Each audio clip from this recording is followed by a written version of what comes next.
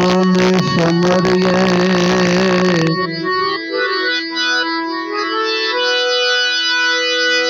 प्रथम कोने समरिए कौन लीजिए नाम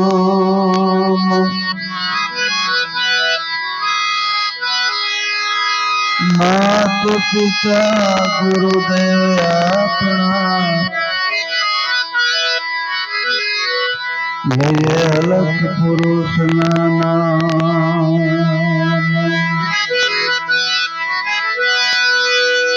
मात पिता गुरुदेव अपना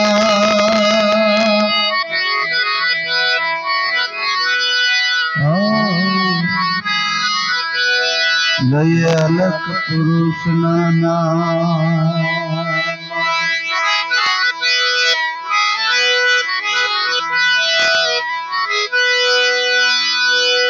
वंदन करो गुरु साधको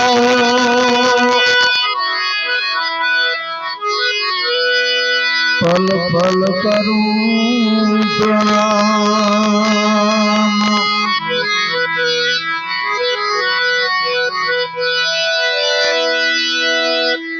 गुरुदेव आप कृपा थकी वर्ती वसन में विरामी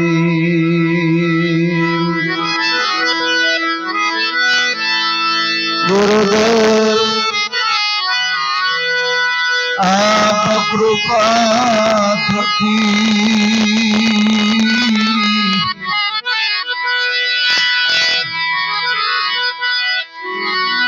वर्ती वसन में विरामी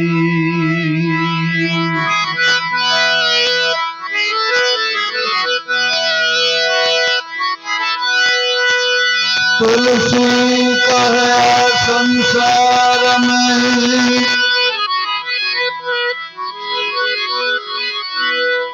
पंचरत्न है सार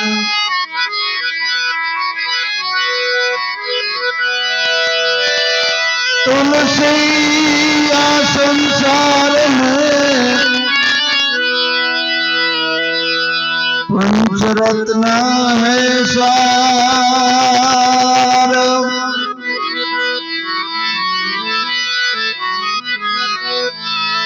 संत मिलन हरि कथा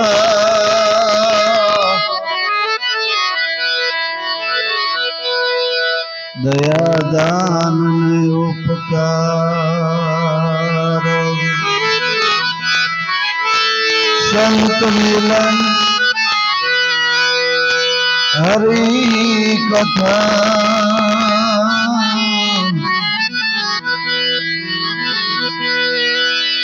दया दान उपकार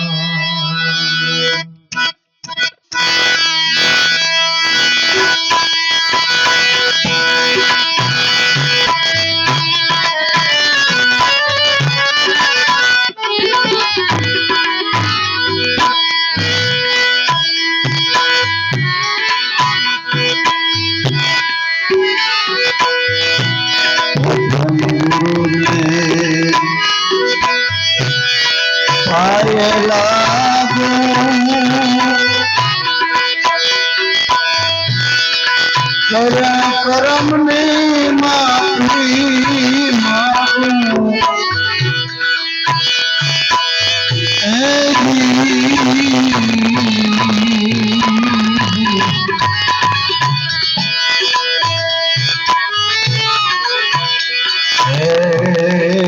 प्रथम गुरु ने पायला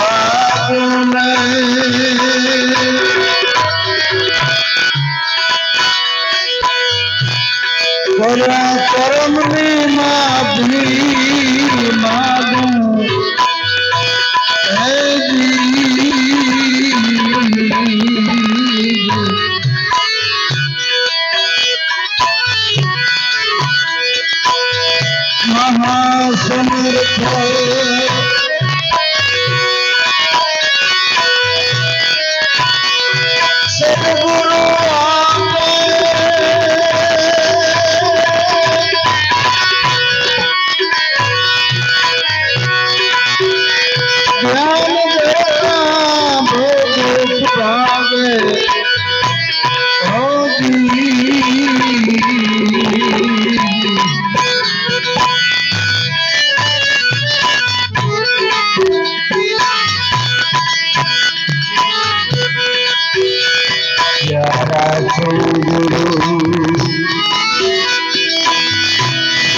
સ્વર્ગની સાથે પ્યારા સ્વર્ગ સુધી સાથે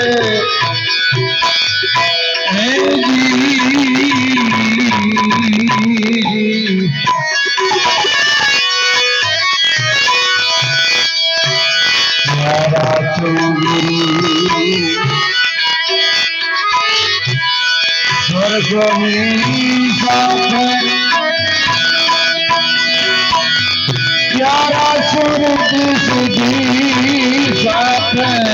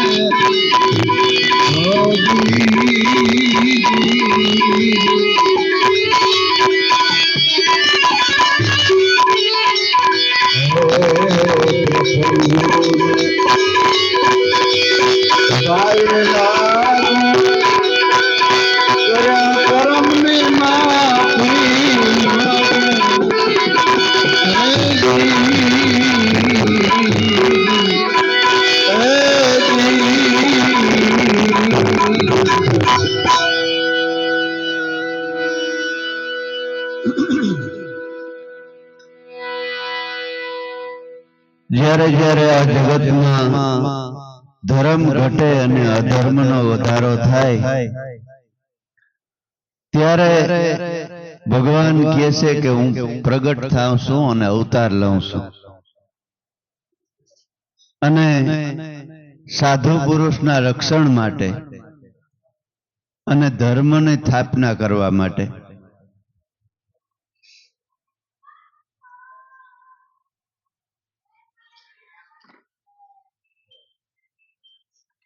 તો ભગવાન કૃષ્ણ થયા અને 5000 વર્ષ થઈ ગયા. એ પછી અનેક સંતો અને મહાપુરુષો આ જગતની અંદર અવતાર લઈ અને સત્યનો સંદેશો આપી અને દેહ છોડીને વયા ગયા એમ તો ખરેખર કહેવાય નહીં, કારણ કે એને જવા આવવા પણ કઈ છે નહીં. ખાલી પોતાના શરીરના ખોડિયા બદલાવે છે. સંતોની ભાષા કોણ સમજી હગે કે જે એને શરણે થઈ અને એનો બાળક બની જાય ને એ એની ભાષા સમજી હગે. આપણે ભાષા એમ કહેવાય છે ઘણી પ્રકારની ભાષા છે. જો કોઈ બીજી ભાષા શીખવી હોય તો ઈ ભાષાનો જાણકાર હોય ત્યાં આપણે ટ્યુશન રખવવું પડે ને. પણ આપણો જન્મ થયો હોય જે આપણી માતા ભાષા બોલતી હોય એનું ટ્યુશન આપણે કોઈ દી રાખ્યું છે? કારણ કે એ માતૃભાષા છે. એટલે જો ઈશ્વરને પામી લેવો હોય અને અખંડ સુખની પ્રાપ્તિ કરવી હોય તો સંતોને પેટ જન્મ લેવો પડે.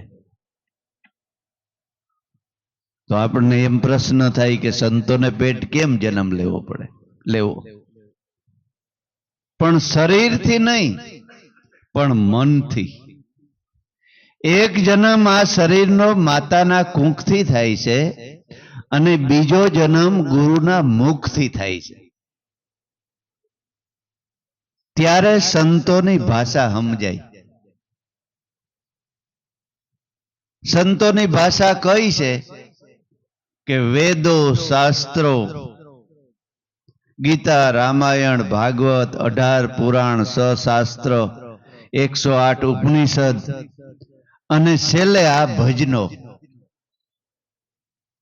ભજન આપણે બોલીએ પણ ભજન કેવી રીતે બોલીએ છે કે તાલ માલ ને તાહીરાની અંદર બસ માથા હલાવી ઘડીક વાર અને ભારી ભજન ભાઈ બોલ્યા, ભારી મજીરા વગાડ્યા, ભારી તબલા વગાડ્યા, માયક આમ હતા, આ ફલાણું આમ હતું, તેમ હતું, અને બે ઘડી મનોરંજન કરી અને આપણે ઘરે જઈને હુઈ જઈએ. હવારે એ માયલું કઈ હોય નહીં. કદાચ અઠવાડિયું તમે 5 લાખનો કલાકાર તેડાવી અને અઠવાડિયું સુધી ભજન બોલો અને તમે સાંભળો અને સઠે દી એને પૂછો કે ભજનમાં હું આવ્યું તો હરામ કઈ ખબર હોય તો. પણ કારણ કે એની ભાષા સમજતા નથી. આપણે એને ભાષા સમજવા માટે કોઈ સંતનો સંગ કરવો પડે. એટલે જો પ્રથમ આપણે જે સાખી બોલ્યા એમાં કીધું કે તુલસી यह संसार में 5 रत्न है सार, संत मिलन, हरि कथा, दया दान ने उपकार. जगतनी अंदर मनुष्य देह मेळ्यो तो धनेरा ने जेम धान खाईने मरी जावा मेळ्यो नथी. અને આપણા કરતા આ પશુ પક્ષીઓ જાનવરો છે ને એ આપણા કરતા સારી રીતે સંસાર ભોગવે છે. આપણા કરતા સારી રીતે ભોગવે. કારણ કે એને સવારનું તો કઈ નક્કી કરવાનું જ ન હોય કે હું ખાય ને હું પી ને બધું મળી જાય છે. આપણે તો હાથ પેઢીનું બાંધીને હાજી હોઈએ કે કાલે આ વરી હું કર્યું હું નહીં થાય ને કેમ થાય ને હું થાય ને એને કઈ ઉપાધિ ચિંતા તો એના મન આપણા ફેર. પણ જ્યારે હજારો જન્મના પુણ્ય ભેગા થાય ને, હજારો જન્મના પુણ્ય ભેગા થાય ને ત્યારે આ મનુષ્યનો દેહ મળે છે. એમ વેદ શાસ્ત્ર અને પુરાણો કહે છે, સંતો કહે છે. પણ ઈ મનુષ્ય દેહ, કંચન જેવો દેહ આપણે કોકની નિંદા કરવામાં વાપરી નાખીએ છીએ, કોકની ટીકા કરવામાં વાપરી નાખીએ છીએ, મારી તારી કરવામાં વાપરી નાખીએ છીએ. ખોટા વ્યસનમાં આપણે આ દેહને રોડી નાખીએ, રોગી બનાવી દઈએ છીએ. એટલે અત્યારના જમાનામાં માણસ સુખ ગોતે છે અને સુખના સાધનો બધાય છે, મેળિયું છે, બંગલા છે, ફરવા માટે ફોર વ્હીલો છે, ઘણી ઘણી સુવિધા છે, પણ બે વસ્તુથી માણસ કાયમ દુખી થતો જાય છે. એ કઈ બે વસ્તુ? એક મનથી અને તનથી. મનથી દુખી છે અને શરીરથી દુખી છે. તમને સાંજે હજારો રૂપિયાની પથારી કરીને સુવરાવે, તોય તમે મનથી જો દુખી હોય તો સુખી ન થઈ શકો. શરીરથી દુખી હોય તો તમે સુખી ન થઈ શકો. હાસું સુખ તનનું અને મનનું છે. એટલે સંતોએ કીધું કે પેલું સુખ જાતે નરિયા. પેલું સુખ આપણું શરીર સશક્ત અને નરવાઈ વાળું હોવું જોઈએ. તો એને તો આપણે બગાડી નાખ્યું. કહેવામાં એક તો અત્યારે દરેક વસ્તુ ખાવામાં ઝેર છે. અનાજમાં તો કઈ ઝેર, બાજરામાં તો કઈ ઝેર, તેલમાં તો કઈ ઝેર. 50% થી વધારે પૂરતું આપણે જે ખોરાક ખાઈએ છીએ એમાં ઝેર ખાઈએ છીએ. અને ઉપરથી 50% આપણે વ્યસનનું ઝેર ખાઈએ છીએ.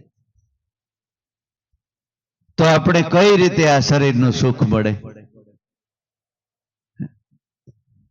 એટલે મહાપુરુષોએ આ સંતવાણીની અંદર એને સમજણ બતાવી છે.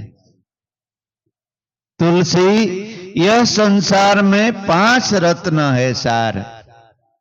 तो प्रथम मनुष्य देह આપણને મળ્યો તો તુલસીદાસ કહે છે કે પહેલા તો સંતને મળવું,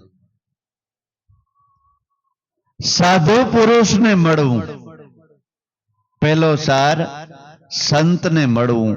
એ ભગવાને ગીતામાં પણ કીધું છે કે અર્જુન, જો તારે સુખી થવું હોય તો જગતની અંદર એવા તત્વમસી પુરુષો સંતો છે, એનો સંગ કર, એની સેવા કર, એનો પડ્યો બોલઝીલ. સેવા કરતા કરતા ઈ તને સત્યનો ઉપદેશ કરશે. એનો અભ્યાસ કરવાથી તું મનથી સુખી થાય. પણ આપણે કંઈક બીજામાં સુખ ગોતીએ છે. પેલા તો આપણને ઈ ખબર નથી કે સંત કેને કહેવા. એ આપણને પેલા જાણવું પડે કે જગતની અંદર સંત કેને કહેવા. તો કે ભાઈ ઈ કેને જઈને પૂછવું કે સંત કેને કહેવાય. તો આપણે ભજનો કાયમ સાંભળીએ, ભજનો પ્રોગ્રામ રાખીએ, એની અંદર પૂછવા વગરના સંતોએ જવાબ આપ્યા છે કે સંત કેને કહેવા. ભક્તિ કરવી, ભક્તિ આપણે કરવી જ નથી. હાલો, ભક્તિ નથી કરવી, પણ સુખી જીવન જીવવું છે. ભક્તિ એટલે શું? ભક્તિ કેવી કેને?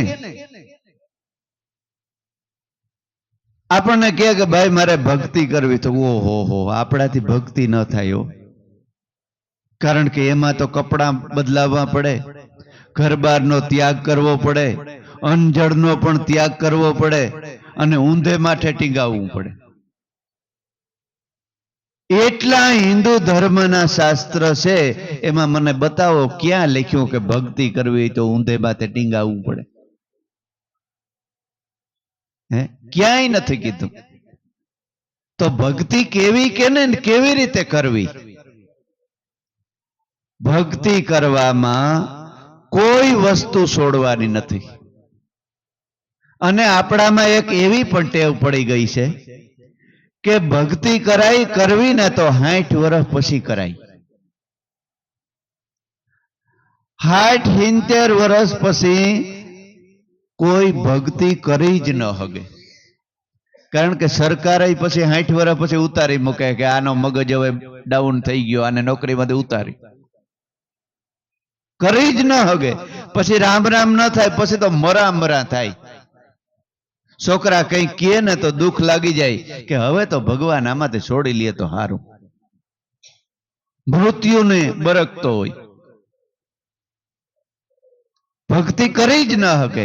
ભક્તિ તો નાનપણની છે. બાળા વેસે ભક્તિ કરે જગમાં રહે ઉદાસ, તીરથ એની આશા કરે કે કઈ આવે હરિનો દાસ. આપણે જે તીર્થોમાં જઈએ છે ને એ તીર્થો પણ આવા સંતોની આશા કરે છે કે ઈ અમારા તીર્થોમાં ફરવા આવે, પાણીમાં સ્નાન કરે તો એ તીર્થો પણ પવિત્ર થાય છે. પણ જગતમાં એટલું બધું પાખંડ વધી ગયું છે, એટલું બધું ખોટ અને એટલું બધું છેતરામણું વધી ગયું છે કે ઈ તમને ભક્તિને રસ્તે સડવા જ નથી દેતા. એટલે ગોદડ એક સંતે ગાયું છે કે જગતમાં પાખંડ વાળા પૂજાણા, હાસા જતી સતી સંતાણા, જગતમાં પાખંડ વાળા પૂજાણા. હાસા જતી સતી સંતાણા એટલે ક્યાંય ભૂંયરામાં ગરી ગયા નથી, એ તમારી સાથે જ બેઠા છે. પણ ઓળખાતા કેમ નથી કે આપણા જેવા જ કપડાં પહેર્યા હોય, આપણા જેવા જ માથે વાળ હોય, આપણા જેમ જ એને બાઈ ને છોકરા ને બધું હોય, અને તમારી સાથે બાજુમાં જ રહેતા હોય. કારણ કે ઈ કોઈ વેશ બદલાવતા નથી. દેશ નો છોડ્યા, વેશ નો છોડ્યા, નો છોડ્યા સંસારા, સુતા નર સપનામાંથી જાગ્યા તો મટી ગયા સપના સારા. કપડા કાઢી નાખવાથી જો ભગવાન મળતો હોય, અવધૂત તથા કપડા કાઢીને નાખી દઈએ અને એમને એમ કપડા વગરનું થઈ જાય ને ગિરનારમાં ભાગી જવાથી ભગવાન મળતો હોય તો પશુ પક્ષી ક્યાં પહેર્યા છે? હે, તો જન્મથી જ નથી પહેર્યા, તો એને ભગવાન ન મળી જાય? પણ કપડા ક્યાં કાઢવાના છે? કામનાના, ક્રોધના, લોભના, અભિમાનના, અહંકારના, કોઈની નિંદા, કોઈની ખોદણી, ઈર્ષા, અદેખાઈ, મારી તારી, ઈ કાઢી નાખવાથી ભક્તિ થાય છે. એટલે ઈ સમજવા માટે પ્રથમ ગુરુને પાયે લાગુ, સંતને મળવું પડે. એના સત્સંગમાં જો શાંતિથી બેસીએ અને એ વેણ જો આપણા જીવનની અંદર ઉતારીએ ત્યારથી માની લેવું કે આપણે ભક્તિ કરીએ છીએ. ભલે પછી 5 વર્ષનું બાળક હોય તો ઠીક અને 50 વર્ષનો હોય તો ઠીક. એટલે તુલસીદાસ મહાત્મા કહે છે કે જગતની અંદર પંચરત્ન હે સાર, સંત મિલન, કે સંતને મળવું. પણ સંત કેને કહેવાય એ આપણને ખબર હોવી જોઈએ. દયા, ગરીબી, બંદગી, સમતા, શીલ અને સુધ્યાન, इतना लक्षण है साधुना कहे कबीर कर विचार. दया, જેના ઘટની અંદર દયા હોય, પ્રાણી માત્રની અંદર આત્માના દર્શન કરતો હોય.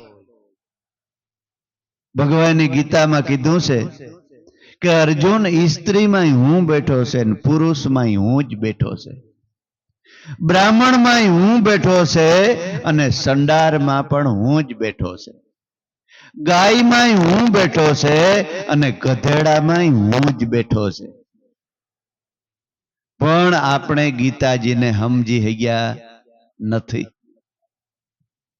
માણસ કૂતરાથી અડી ન અભડાય, ગધેડાને અડી ન અભડાય, માણસથી અડીને અભડાઈ લ્યો.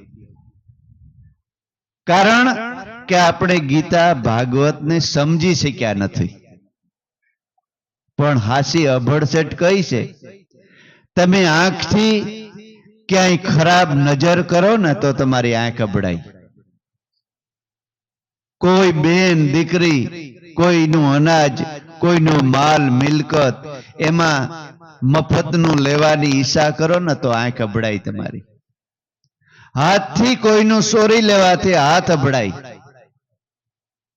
પગથી ખરાબ રસ્તે હાલવાથી પગ અભડાય. મોઢેથી દારૂ પીધો કે મોઢેથી માંસ ખાધો કે જીવતા જીવની હિંસા કરી તો તમારું મુખ અભડાણું. એ અભડસેટ મોટી છે, બાકી કોઈને અડવાથી અભડાતું નથી. એટલે એ સમજવા માટે સંતને જરૂર પડે.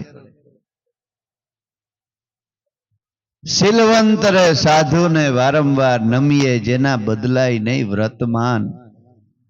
શીતની વૃત્તિ નિર્મળ રેવે, જેને મહારાજ થયા હોય મહેરબાન. શીલવંત નગર દરબારની દીકરી હતી ગંગા સતી.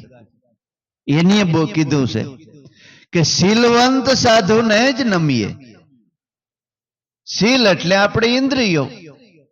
9 ઇન્દ્રિયો જેને શુદ્ધ થઈ ગઈ હોય. આંખથી ખરાબ જોવે નહીં, કાનથી ખરાબ સાંભળે નહીં, જીભથી ખરાબ બોલે નહીં, પગથી ખરાબ રસ્તે હાલે નહીં, હાથથી અનીતિનો લીએ નહીં. એવી જે કાયમ રેણી પાડતો હોય ને એ મહાન સંત છે. ભલે તમારી જ્ઞાતિ ગમે તે હોય, ભરવાડ હોય કે રબારી હોય કે મેર હોય કે કુંભાર હોય કે પટેલ હોય કે ગમે તે જ્ઞાતિ હોય, જાતિ રે ભાતિ નથી હરિના દેશમાં, કાઢવો વર્ણનો વિકાર. આવા શીલવંત સાધુને વારંવાર નમીએ, જેના બદલાય નહીં વર્તમાન. પણ આપણે રેણી જોતા ભૂલી ગયા છે. આપણે શું જોઈએ છે? ઉપરનો ઠઠારો જોઈએ છે, ઉપરના આસાર વિચાર, પણ અંદર હું ભર્યું છે ને એ આપણે જોતા નથી. મોટા મોટા નગર હોય ને, અમદાવાદ ને મુંબઈ જેવા, રાજકોટ જેવા નગર, એમાં આમ રોડ ઉપર જોયો તો એમ થાય કે ઓહો, સ્વર્ગ જેવો રોડ બનાવ્યો. આરસીસી રોડ ને માથે ઝાડવા વાવ્યા, પણ અંદર છે ને ગટર વહી જતી હોય, મોટર હાલે એવડી ગટર વહી જતી હોય. એવી રીતે ઉપરથી તમને એમ થાય કે ઓહો, બહુ મોટો સાધુ, બહુ મોટો. પણ અંદર પોતાના હૃદયમાં કામની ગટર વહી જતી હોય, ક્રોધની ગટર વહી જતી હોય, લોભની ગટર અંદર વહી જતી હોય. એટલે સંતને ઓળખવા પહેલા અને સંતને ઓળખવા માટે સંતની સભામાં બેસવું પડે. ખરેખર હું તો તમે બધા ભાગ્યશાળી છે, અને આ ગામ ભાગ્યશાળી છે કે તમારે આંગણે આ અમૃતભાઈએ આવો સત્સંગ રાખ્યો. અમારા ગુરુદેવ કહેતા કે કોઈ સંત આવે ને આપણે આંગણે આપણા ગામમાં, તો લાખ રૂપિયાની ખોટ જાતી હોય ને તો એને જાતિ કરી દેવી. 1 લાખ રૂપિયાની ખોટ જાતી હોય તો એને જાતિ કરી દેજો. પણ સંત જો ગામમાં આવ્યા હોય તો એના મુખના શબ્દો સાંભળવાનો લાભ લઈ લેજો. પણ એ લાભ લેવો બહુ અઘરો છે. હમણાં નાસવું ને કૂદવું હોય ને તો એ 1000 માણસ ભેગા થઈ જાય. પણ હાસી વસ્તુ, હાસા સંત અને સત્ય ઉપર જે હાલનારા પુરુષો છે, એના શરણમાં બેસી 2-3 કલાક સત્સંગ સાંભળવો ને, એ તો પૂર્વના કોઈ હંસ પુરુષ હોય, કોઈ સંત પુરુષ હોય ને એ જ બેહી હગે.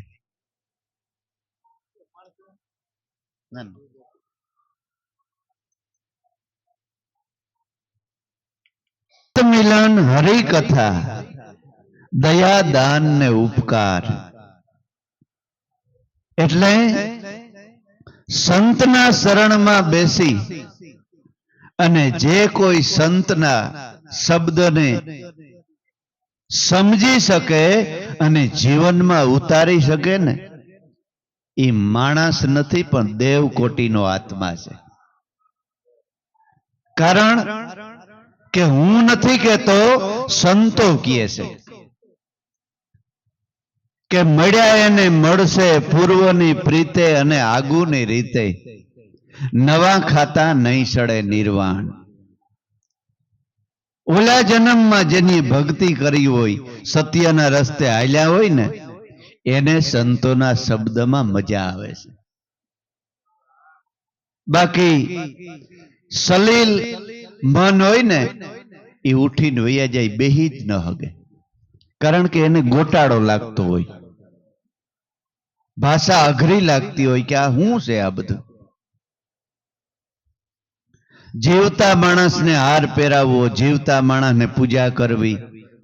કારણ કે જળને પૂજા કરી કરીને માણસ જળ જેવા થઈ ગયા છે.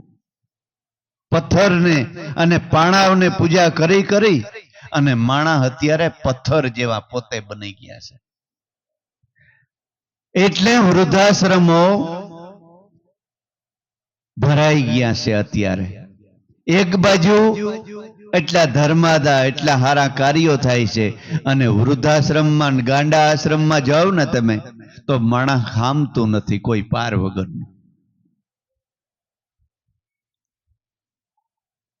પેલા આજથી 50-60 વર્ષ 100 વર્ષ પહેલા કોઈ ગાંડું માણસ તમને વરલે જોવા જડતું.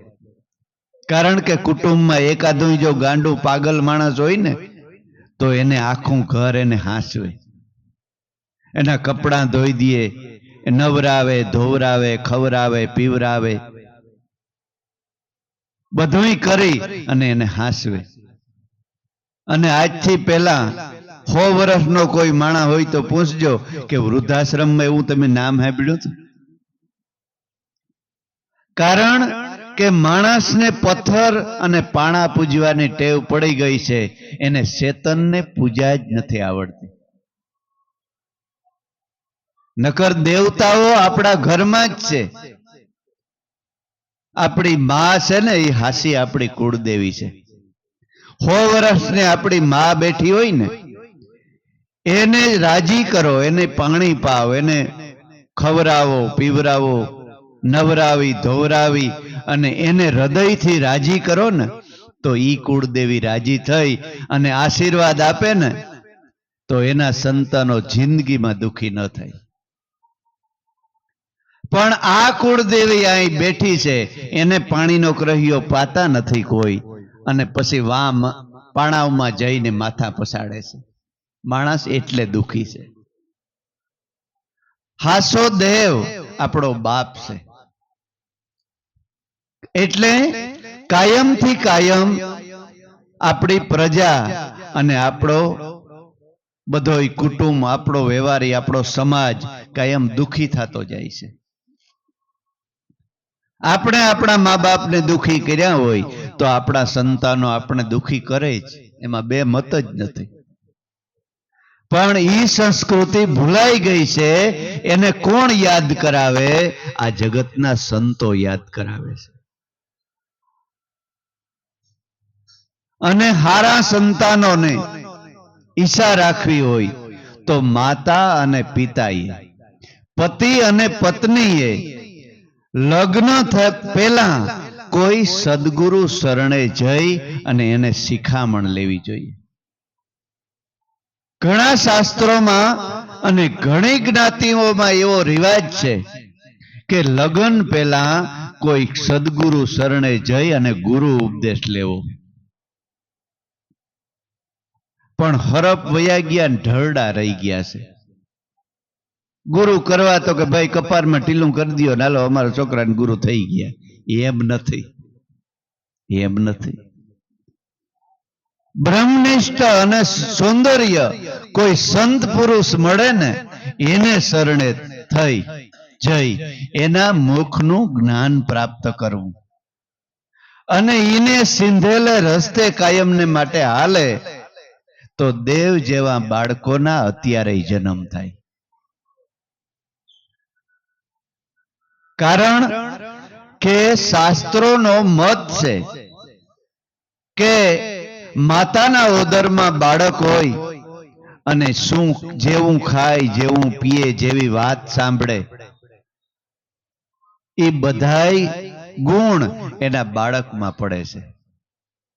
અને એ અત્યારે આપણે નજરે જોઈએ છે કે 60 વર્ષનો માણસ હોય તો એને મોબાઈલમાં કઈ ખબર ન પડતી હોય, પણ 2-2.5 વર્ષનો બાળક હોય એને બધું આવડતું હોય.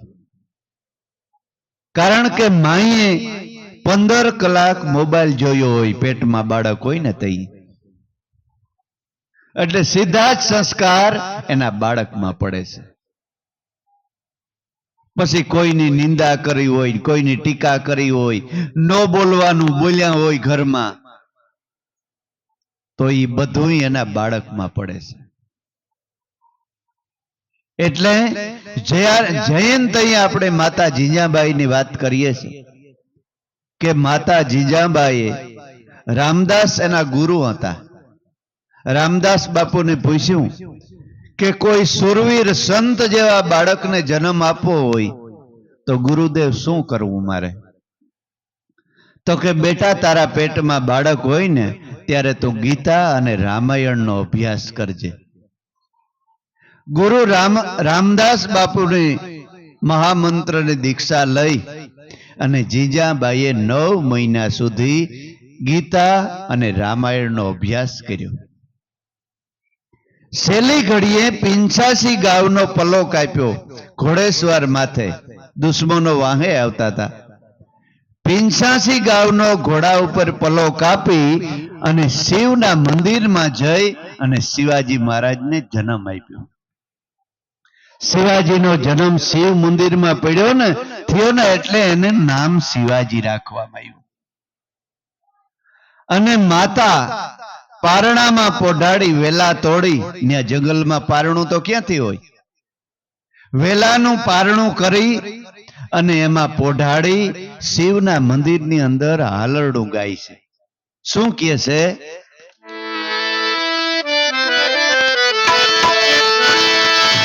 પેટમાં પોઢી